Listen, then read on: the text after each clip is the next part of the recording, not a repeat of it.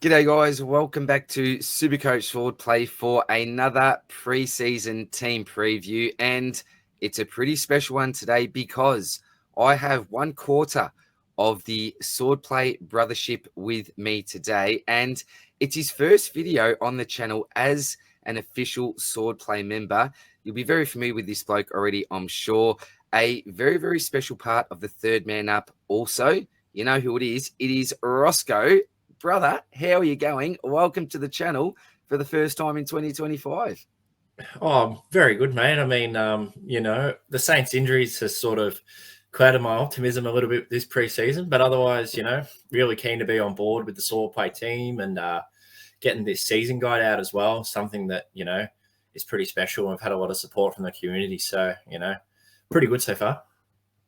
Pumped to have you on, and the guide will give you a bit of a discount code in a little while. If you have already pre-ordered the guide, then start to check your mailboxes because it is coming to you and available going public to everyone else who hasn't pre-ordered yet very, very soon. So we're absolutely stoked about that, mate. And I know on behalf of Janath, Spills and I, absolutely wrapped to have you officially on board as well, Rossco. Great with your captains as well. Yeah, and sure. Looking forward to a bit of a team reveal from you probably after this team preview as well, mate. But we are here to talk about your beloved Saints, and they have the friendly bye. So pretty relevant this year. Why is it friendly? Round 13. You only share that with the Dockers, and I think they're a pretty relevant team as well this year, particularly due to that bye. So, look, before we get into it, mate, how do you think your boys are going to go this year? Have you got high hopes? Are you expecting potentially a top 8 finish, or do you think that it's maybe not a year and a little bit more development to go? I don't really know. I think before the start of the season, obviously it's a bit of a tough time to predict. And we've done historically quite well in preseason as well, which might have raised my expectations. We've got a game coming up against Carlton later on this weekend. But with some of the key injuries, I think we might struggle to start the season. But other than that, hopefully a bit more development from the young kids. Mitch Owens, Windhager, Nazaya, all of them.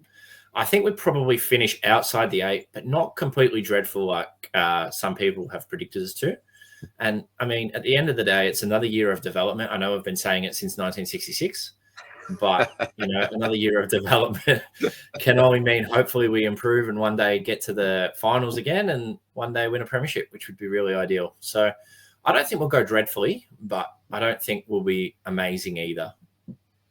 I think that's a pretty fair assessment. I'm actually finding it really hard when I'm doing my ladder prediction at the moment where to put the Saints. They're sort of floating for me sort of around that 10 to 13 mark at the moment. But be really interesting to see. I think the competition's getting more even as we go along, mate. So let's get into this. Before we actually do, let's quickly give you a discount code for the guide. So really, really excited about this. We have talked a lot about it during the preseason, but your discount code to get 10% off is 3MU10. I'll put the description down, the video link down in the video description, and you can click on that and feel free to pre-order your guide. Rossco, we're going to start off with a positive here before we get to the rehab room. Is there anyone in particular, mate? We are going to go through some individual player slides and player profiles here, but is there anyone in particular that's currently really burning up the track and catching your eye? Yeah, I think there's two that's been, widely mentioned across the sort of Saints Twitter community. One is obviously our new recruit, Jack McRae. People are very bullish on how he'll be able to go in our midfield room with Steele this year. And the other is actually Harry Boyd. I've heard that he's fitting quite well. Marshall has been injured, so he hasn't been able to really be up against him one-on-one too much in preseason and match him. But from all reports, he's been training really well. He's been out doing some of the other rucks on the list, which includes Max Heath, Alex Dodson. I mean, they're only young guys, but, for a guy to come in and make such an impact and be touted as a round 1 selection means he must be doing something right. So, hopefully we can see him sooner rather than later rucking it out for the Saints, but we'll get onto him a bit later on as well. Beautiful. As I was going to say, 2 players that are burning it up that are absolutely locked into my side. So music to my ears, Rossco. Now, let's get to the rehab room. You did touch on your big boy just then, Rowan Marshall. So How's he looking, mate? We will have an individual player profile slide on him, but is he the main concern at the moment, along with someone like Mateus Philippou, or are there some other names across the board that maybe we haven't heard of that are struggling to get up for the opening rounds? Yeah. Our injury list is actually quite hefty at the moment. It's the longest it's probably been in a little while. We got Marshall, who's had a pelvis issue. Ross Lyon came out last week and said he is expected to play round 1, but obviously that means he hasn't had his full preseason. And I doubt that we see him in our unofficial match this weekend against Carlton or against Port Adelaide the weekend after in the official Community Series match. So a bit of a watch there as well. Being injured, Harry Boyd banging the door down with his role. I'm not really sure how he'll go, even if he does come out and play round 1. We also have Jack Sinclair, who walked off the track last week with a hamstring injury. We thought that was going to be a bad one. It's turned out to be about a 4-weeker, which, could be 2 weeks if he recovers really well. But again, same as Marshall, another kind of, uncertain preseason. And I know that's turned a lot of people off. And on the flip side, which we'll get to later, has turned a lot of people onto Nazai Wanganeen-Millera. So it swings and roundabouts there. We've got Max King, who we thought might have done an ACL, just a knee sprain. So he's out for another 1 to 2 weeks. Then we've got Mason Wood with a quad for 2 weeks. Liam Henry probably available with his knee injury from last season, about round 3 or so. Then we've got Tauru, our draftee, who won't be ready until probably, late April, May. Filippo, same thing, probably waiting till about the bye for him. Same with Dougal Howard. So, they are stacking up a little bit, but if we can get Marshall, King, Sinclair, and Wood back all before the start of round 1, that'd be, pretty ideal. And we just sort of manage the other ones as we go. Nice one, mate. Great info there. It's always tough, isn't it? We ideally want the players in our starting team to have a really solid preseason. There's some big names there and relevant names that have been dealing with certain issues. And you touched on it before with someone like Jack Sinclair. It was an absolute lock for me. Yeah. Unfortunately, found his way out of my side. But we will get to him and talk about him closely in a little bit. Before we do get to the defenders, we need to talk about the kick-ins. And we've got some data from last year, Rossco. So we can see the man on the screen there, and you touched on him before, Nazai Wanganeen-Millera. So have the monopoly on the kick-ins. When we say monopoly, it's nothing like a Luke Ryan who's got 100 plus over the next man. We can see Sinclair there still with 65 compared to 91, but he did have the majority. We like to see this play on percentage, 95%, fantastic, free possessions. Do you see anything changing here going into 2025, mate? We've got Bonner there who won't be getting anything. And then we've got Schoenmaker, another player we're going to touch on in a little while. So what do you think about the kick-in duties going into 2025, mate? Look, I think it all comes down to when Sinclair's back and ready to go, really. If he's playing round 1, I can probably see him and Naz just splitting it again as they have, looking from round 20 onwards, really.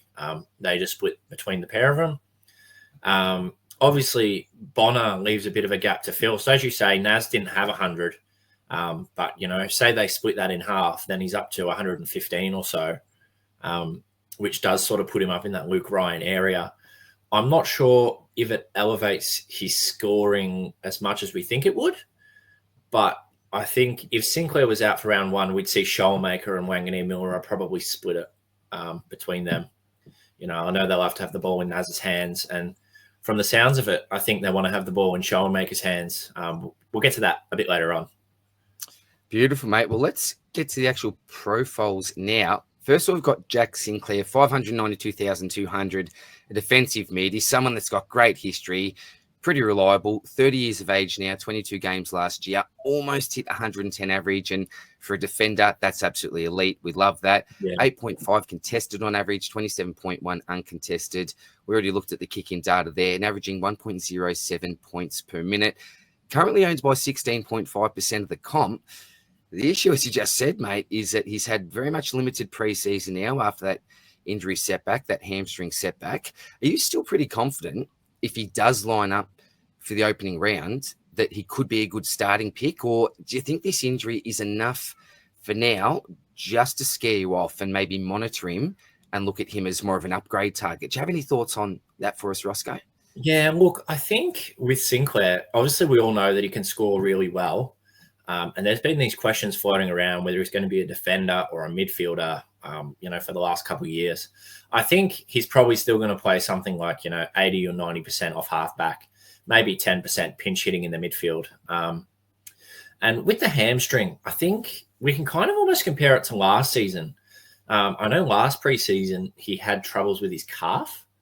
I think he might have actually missed our first game against Geelong, or he played and he didn't score very well. And I know for sure Janath owned him, and I believe he averaged something like only low 90s or, high 90s for the first, 8 rounds of the season.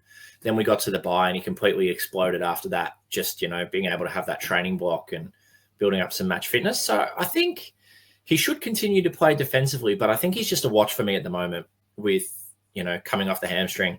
Definitely with the round 13 bye, looks like it could be a good upgrade target, either before or after again. Hopefully we could get him down at a lower 500K price and, he can just go off again after the bye. Yeah, excellent. Now, I know you don't want to hear this as a St Kilda supporter, but as a super coacher, it might be nice if you sort of replicated that slow start for us. And as you said, mate, get closer even that 550 mark. And by that stage, hopefully we've got someone to upgrade to him by then. And that buy just would really seal the deal for me. A bit of a sneak peek. We've obviously put out our guide and predicted our top 6, 8, 2 on each line. And I'm pretty sure he's featured in all of our top 6s. But where that is, you'll have to see if you've purchased a guide. But yeah, ripping player, but I see him more as an upgrade target just for now. This man here, though, as you mentioned before, has started to get a little bit more talk around him. 7.8% of the competition currently own Nazaya Wangadeen Millera. And I must admit, Rossco, when I was putting this slide together, seeing that number 21 next to age, I thought, geez, what a player you blokes actually have on your hands. Now, I genuinely thought that this bloke was, you're 23, 24 years of age, because just the way he plays, his talent, you look at that 2024 average, it's gone over 100 there. I think the sky's the limit for this bloke. Now, not the most solidly built type of fella, but his skills are just phenomenal. We know that he's trusted with a lot of the kick-in duties. We talked about that play-on percentage there. Tell us what you think about Nazaya, and do you think that he can really step it up this year, mate, to, let's just say 105 plus, and really start to get up there with, the top 6, 8, 10 defenders for average? Do you see a world where that can happen, even with Sinclair in the same side? I think with natural improvement, he can, although I'm not 100% sure that it's enough to guarantee me starting him at the moment. I just think there's some better options where, other players, like, for example, Jordan Clark, might be a bit safer to sort of break out, a couple of years older and have got a full season in the bank. Naz had another breakout year. And I absolutely love watching him play. It can be frustrating sometimes if he hits a turnover because you just expect him to nail everything. But, true. I think if he can get his average up to 105, he becomes a real genuine chance. I know that he's got quite a high floor as well. He doesn't usually drop too many stinkers. But then compared to some of the other top liners last year, we're talking Luke Ryan, we're talking Dane Zorko, we're talking Lachie Whitfield. He didn't really punch out that many, 140, 150 plus kind of scores. So if you're looking for floor, I think, he's definitely a player we can consider, but he needs to pump out some more of those spike scores to probably get his average up. Yeah, agree. I see Nazaya as a bit of a safe sort of pick, and I wouldn't be surprised in a way to see him average around what he even did last year. I expect him just through natural progression, and as we saw with Bonner leaving the side, maybe through extra kick-ins to be able to bump up that average. But you're right. The difference between someone like an Nazaya compared to some of the other big boys is probably that lack of ceiling. But as you said, still a really nice floor. And if you want to lock in someone that is a safe pick with a really, really nice buy that's going to be able to cover during those tricky buys, then I think it could be a decent selection. I probably myself don't see enough upside in the pick to start him at the price. Yeah, but I think for anyone that does, I'm not trying to talk him out of it anyway, Rossco. That's just my opinion anyway, mate, as a non-Sainer supporter. Yeah, 100%. I think I'm probably in the same boat. I don't have him at the moment. And if he was to pump out a couple of really huge ones in the preseason games, then I think I'd, definitely consider it. But at the moment, not for me. But I said the same thing last year and I ended up with him. So who knows? Oh, that's it, mate. Anything can happen during the season, can't it, mate? Yeah. All right. Another bloke that's around half his price, Ari Schoenmaker. Again, when I was putting this slide together, one stat that really stood out to me was that kicking efficiency, 89.4%. And we know that Supercoach is a game that rewards good use of the football, unlike AFL fantasy where any possession is points. So this is what I really like about this selection. Now, I'm going to be completely honest, Rossco. As a non-Saints supporter, I don't know a lot about him. I'm guessing one of his strengths is his use of the football, looking at that kicking efficiency there. But what else can you tell us about the pick? I suppose the main questions, I've got them on the slide there, is he an absolute lock for best 22? And if so, where will he actually play? Is he looking to continue with that defensive role and really lock himself as a staple in the side? So Ari is a bit of an interesting one. Through under 18s, I'm sure a lot of people know that he fell dramatically down the draft board due to some off-field issues. He hasn't really had anything like that at St Kilda. He got dropped to the VFL side's training session, but I think that was sort of to build fitness because he did end up making his debut midway through the season, and that happened pretty early on. He's obviously got the booming left foot, as you can see, with the 89.4% kicking efficiency. And I think he might get a role in our best 22 or 23 for round one. I think we'll touch on it later, but I think it could be between him and Caminiti for the third sort of tall, versatile defender spot, because obviously Josh Battle's gone off to Hawthorn. Yeah. We've got Dougal Howard out for 12 weeks with his shoulder. So I can see Cordy and Wilkie playing probably 1-2, which might be a bit of a downfall for us. But that leaves Schoenmaker or Caminiti to sort of play as that intercepting or possibly, taller rebound defender. And I think if he can nail that spot down, then, he's definitely one to watch. I'm not sure if you're aware, but his scoring history as well at lower levels is pretty elite. So in his junior career, I think it was like the Coates Talent League, he averaged 100 plus across his 7 games. And then in the VFL, he played 12 or 13 games last year and averaged 100 plus there as well. So that's impressive, isn't it? Yeah. If he could translate it to AFL level at a very risky price point and a very risky role, he could make us a bit of money. But when you look at it from the perspective of you've got Kitty Coleman coming back round 4 or 5, who's $1,000 less than him, can you really justify spending $270K on him? That's probably the drawback there. Yeah, well said, mate. I think Schoenmaker's the type of player who's going to be a huge watch during these practice matches. I always say don't be too reactive to the practice matches, but with particular players like Schoenmaker, for me, he's a real watch. And I'm really going to base a lot of my decision-making around someone like a Schoenmaker with what I see, depending on, who's in the side, who's out and all the rest. Yeah, I see some relevance within the pick. I think with that kicking efficiency, as we've mentioned, that booming left foot, a spot with Battle leaving the side, potentially for Schoenmaker there. Could be an interesting selection, but the price is very, very awkward. If he was closer to a Josh Sin price with the good buy, I think I'd be very interested. But it's that extra 50K that I feel like I can use really effectively in other areas of my side that's probably putting me off starting him at the moment, mate. But definitely 100%. Worthy of discussion. Maybe we just save 100K and lock this bloke in, like 55.1 of the competition already have. It's Toby Travaglia, 18, drafted with pick 8 last year. We've got some averages here. Very impressive. Coates, 143, and the under-18 champs, 112. Rossco, he already seems locked for best 22 spot come round 1. Is that the case, or do you think there's still a chance? I think he's going to be fairly close. Ross Lyon does have a history of playing the draftee straight away since he's come back. We saw Wilson pretty much play a full season last year. In his first year, Filippo played the full year, including the final that we played as well. So he has shown that he's been willing to back them in. And I believe last year we were the only team to use every draft selection that we picked in season during a game. Wow. We gave debuts, I think it was off the top of my head, Wilson, Collard, Hasty, Garcia, and Schoenmaker all got games across the season. Would have been too. Yeah. You know, I think he's definitely one, you know, if he doesn't start round one, it'll be a bit disappointing. Should be a pivot to someone who might be a bit cheaper. But once he gets in, I think he might be hard finding his way out. Although still a little bit of uncertainty whether he'll be fully halfback. Might be some wing in there. Mason Wood being out could open up a spot for him to start the season. But in a wing role, do we want it? I don't know. But I think with 55%, if something was to go wrong with him before the season or he doesn't get named, you know, you just pivot him off. So see how we go. I like that. Yeah, safety numbers with him as well, mate. Safety numbers. Yeah. I think for lots of teams, we've sort of just got him on field. Neither that, or depending on how deep you're going into defensive line, you could have him at sort of D4, 5 to 6. But yeah, for me, he's on field at the moment, and hoping it's a really good season for you, Rossco.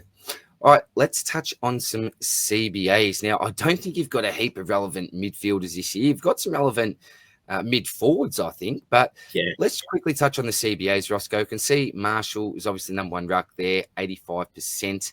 And then you got Jack Steele at 85% as well. But then you go down to Crouch at 70%, who's got the cross there. We'll see Tom Campbell, who's no longer there. We've already talked about someone like a Harry Boyd. Even Ross with 42%, no longer there. So what do you see changing here?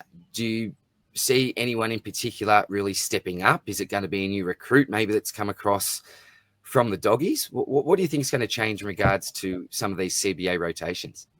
At the moment, I would expect Jack Steele and Jack McRae to be 1-2. I think then it's a real toss-up between a couple of names. I think Marcus Windhager, Hunter Clark, Zach Jones, if he gets named, and Hugo Garcia are probably the ones that I think might be, you know, up there. And I noticed you've got there round 23 and 24, Liam Stocker as well, which was really interesting because he got deployed as a tagger both games. Sort of similar to how Toby Bedford broke into the rotation at GWS. I know round 24, he put a tag on Patrick Cripps, and I thought he was actually quite good. The umpires clearly thought that Cripps was better because he got the 3 votes and he won the Brownlow. But you know, whether that's something that Ross Lyon persists with as well, something that we definitely have to watch out for. But Windhager coming back from injury, I think he'll probably take a bit, you know, of beating in there. Hunter Clark, if he can stay fit as well, build a tank. That's the main thing for him, to build the tank. I don't think he'll be Supercoach relevant at all, but if he can build a tank, stay fit, then I see no reason why he shouldn't be in the CBAs either. Beautiful, mate. Well, let's get to your captain. Now, is this as simple as just swipe left? Jack Steele, every season, Rossco. Every season, this man seems to burn me. I either start with him, he does bugger all, or I don't start with him, he's on fire. I go, yes, this is Jack's year. Let's bring him in. And then he somehow screws me again. Look, when you look at the average here, it's 108.6. It's not too bad. It's not too bad. But the days of his 120-plus season average is gone. Do you think he's just an easy skip, or do you think there is some sort of relevance to him, Rossco? Oh, I think maybe his best days might be past him. I mean, with McRae there, I don't know if that'll help him shoulder the load a little bit better. You know, I think the problem is with Steele is that he tends to sort of play through niggles. And I know it says he played through 23 games last year. But, you know, throughout various times of the season, we saw him with knee strapping, shoulder strapping, limping, you know, and that's not really what you want from your, you know, premium midfielders. So I think, I don't know about never again. Even though last year I brought him in when he was averaging 120 and he went on to drop that down to 108 by the end of the year. Definitely have a small look, but, you know, I think it's hard to persuade me. So I'm sure you're probably the same. Price. Yeah, and someone like, you know, an Andy Brayshaw is pretty close to that price as well. So, yeah, probably, I couldn't tell you how many plays, mate. He's off my Christmas list anyway, but nothing gets me, and great player. But as you said, just seems to always be dealing with niggles, injuries, and I just don't want the stress this year, mate. So, sorry, Jack. Big Rowan. Now, we've already touched on him.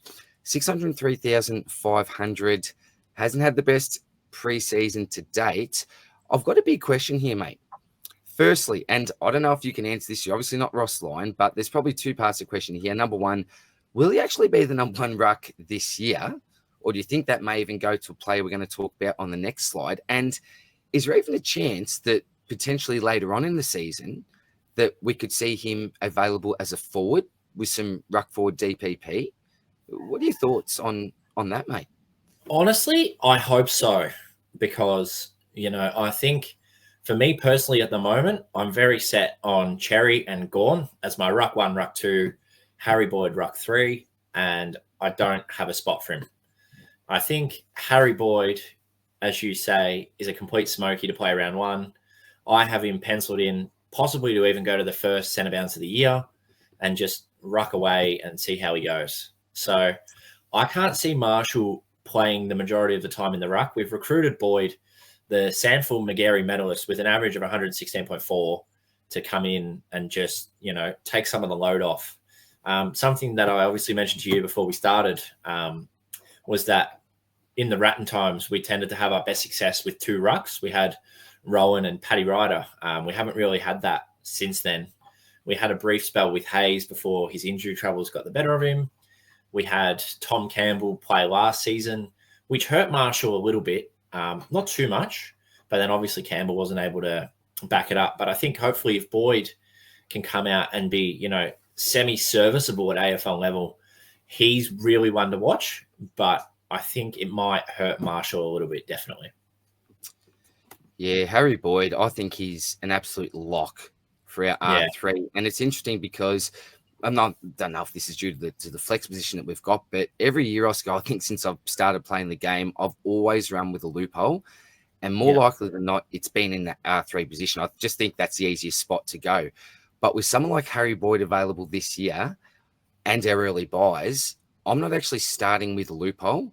So I would highly recommend, if, as expected, this guy lines up round 1 and gets a fair bit of the ruck time, to highly, highly consider not starting a loophole, jumping on this fella and actually using that R3 slot as a real moneymaker. Because if you look at that average in the sand for 116.4, keep in mind that, hey, lower level comp, but it is against men, 26 years old, really should be coming into his prime. And we know how long it takes big men to actually develop Rossco. So I really like the look of Harry Boyd. He seems like a big lump of a lad, and that's a compliment there. I really like his prospects, mate. And I don't think I think he's risky as an R2. I wouldn't be going there. I'm not that confident on him, but in that R3. So what do you think about the flex? So if someone's going with just say a Liam Reedy, could you go with both Reedy and Boyd, or got to be one or the other, and you're going to lock in Boyd? I don't know. I think it's something you can definitely tinker with. So in my team review, which will be coming out shortly, I've got just a 115K rookie in the flex at the moment, which could easily become Liam Reedy. I think a few people might actually flirt with it a little bit more with Matt Flynn if we get to see something there. Yeah. Because I think Flynn might be, someone who would be really good to have a score from, every week. But I think he might be a bit more prone to, having a big one and then, dropping a stinker. Whereas I think Boyd might actually just be better for the bench. You get a guaranteed 70 or a guaranteed 60 every week and just keep slowly churning away the cash because you're starting at 99K versus Flynn, where you're trying to make your cash, but he's played AFL before. He should hopefully be number 1 rucking for the Eagles, and, it should give us a bit more of an opportunity to get a spike score out of him. Yeah, love it, mate. Love it. I think absolute lock for me. All right, let's get into the forwards. We've got 3 forwards we're going to touch on very quickly. Now, I don't even know how long we need to discuss this man for, Rossco. It's Jack McRae, 60.3% of the competition. Already own this man, an uber elite of the past. I've said this many times before about this man. Already locked himself in the Supercoach Hall of Fame, one of the uber elites. Do we need to even discuss this man, or do we just need to say to, what is it, around 40% of the competition that don't have him, get him in his side now and throw away the keys? Is it that easy, Rossco, or do we still need to consider some potential red flags here? I think barring any mishaps, he should be penciled in for large midfield time, and that's where he's, scored uber elite in the past. So I think 60.3% of the comp's enough to justify getting him in. You're anti-potting him.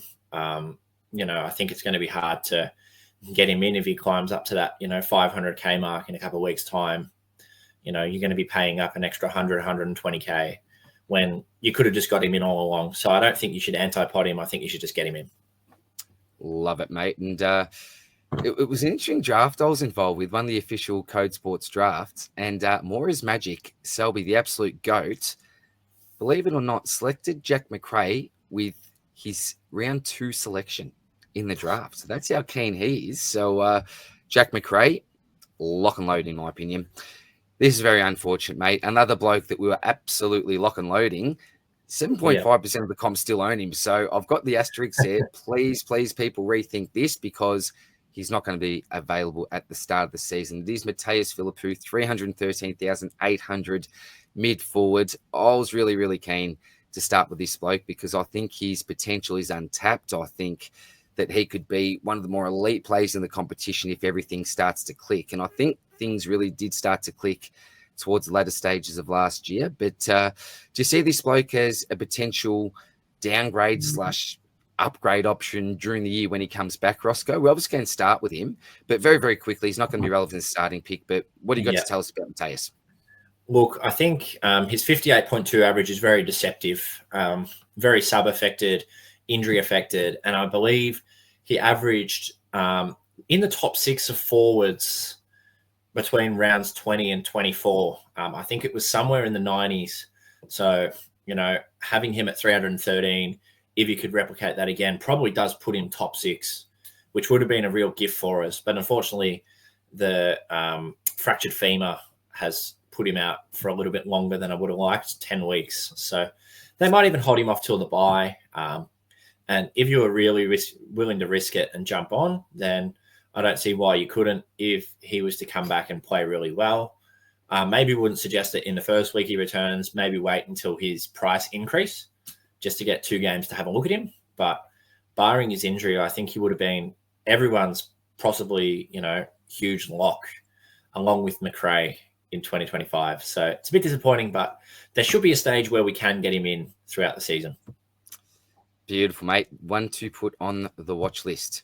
Yes. Now, the last individual player profile we're going to touch on, mate, is Hugo Garcia. I actually owned this bloke last year, had him on the bench for a while, and then it seemed like he just went to the Amazon.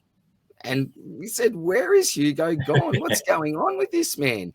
Now, what really piqued my interest with Hugo Garcia is I was looking at Georgie's team the other day, and he mentioned that this man was currently in his forward line. And whenever George is running with a particular player, I think, well, we've really got to listen up. And so I thought I'd chuck him on the slide here and see if you've got any sort of knowledge or opinion on what you think Hugo Garcia's prospects are for 2025, mate. We know he's low tog last year, used as a sub, but look at that contested possession rate compared to his overall disposals. He's a contested beast, loves to tackle. So he's certainly got some good things to his game here.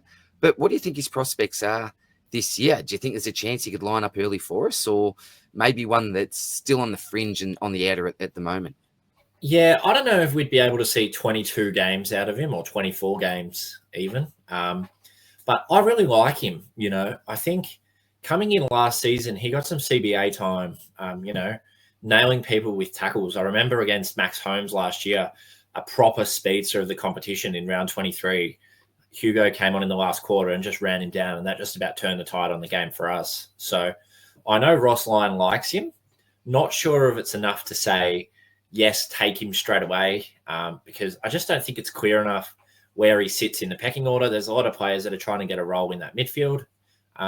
If he plays and gets nailed down, then I think he can definitely improve on that average and make us some cash. But I see him at the moment more of a stepping stone. Definitely not a keeper. I just don't see him playing consistently throughout the season. And if he does, I think I'm going to be personally very happy with that, given that, we've uncovered someone and, found a new midfielder that can just roll through there as well. So I can't see him doing that for the whole season based on what I know, but I hope he can. Beautiful, mate. Another one to keep a very keen eye on this Saturday. Now, before we finish up, we have your team prediction here for round 1. So do you want to quickly take us through this, Rossco? Now, we know that there's a lot of water to go under the bridge.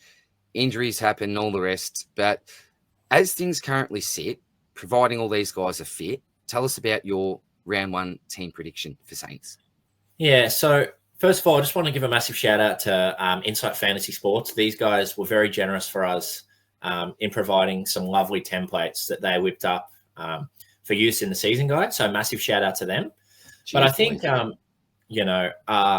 team prediction looks on paper pretty simple, but it might be a bit more complicated than that. Just a couple of things I wanted to touch on.